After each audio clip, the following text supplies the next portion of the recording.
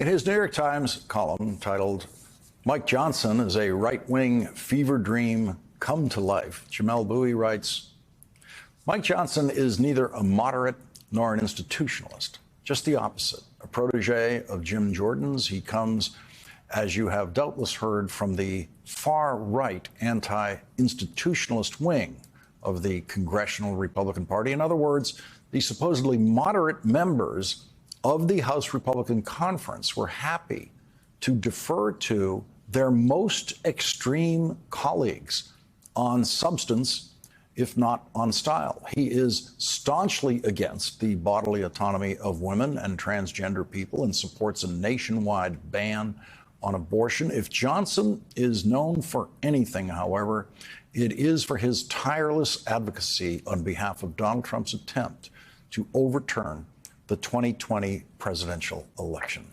Joining our discussion now is Jamelle Bouie. He is a columnist for the New York Times and co-host of the podcast Unclear and Present Danger. And Jamelle, imagine my surprise when I was in Africa, in Ethiopia, and Malawi last week, pretty far off the grid most of the time, way down the dirt roads. And I returned to a country where the Speaker of the House is, for the first time in my life, a guy I've never heard of. I just never heard of the guy. The junior most member of the House of Representatives to be Speaker in the 20th century, the 21st century.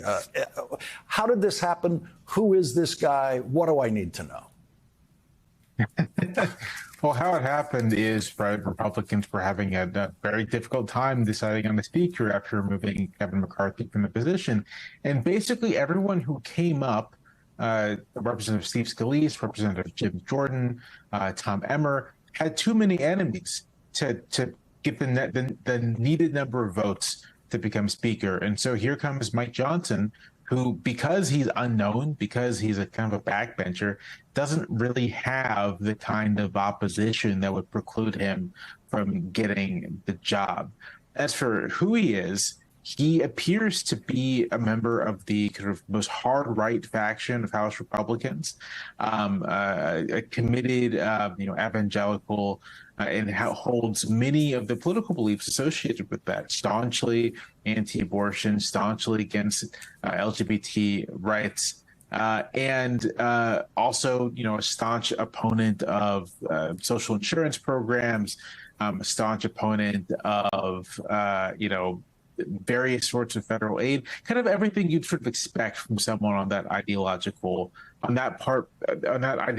wing of the Republican Party. So this was actually a win for Matt Gaetz, but he got rid of Kevin McCarthy and he got someone to the right of Kevin McCarthy. I think that's exactly right. I think what's so striking about Mike Johnson's elevation is exactly that after all of this, especially from moderate and institutionalist Republican members, after all of this fighting over not bending to the Freedom Caucus, not bending to these particular members, they ultimately did. And they ultimately elevated a member who is on that side of things in everything but name. He's not a member of the Freedom Caucus, but he might as well be. And yes, this is a victory for Matt Gaetz. This is a victory for all of those members who moved to depose McCarthy out of a sense that he was not ideologically committed enough. And he does seem designed to be used by the Democrats in their campaigns for the House. That's true.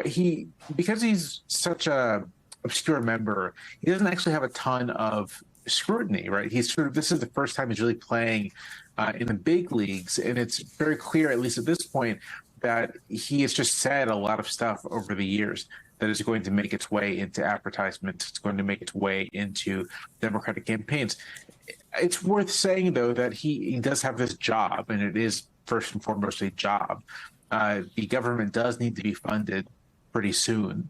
There are serious issues on the table that demand solutions, and it's not clear Johnson's able to actually deliver.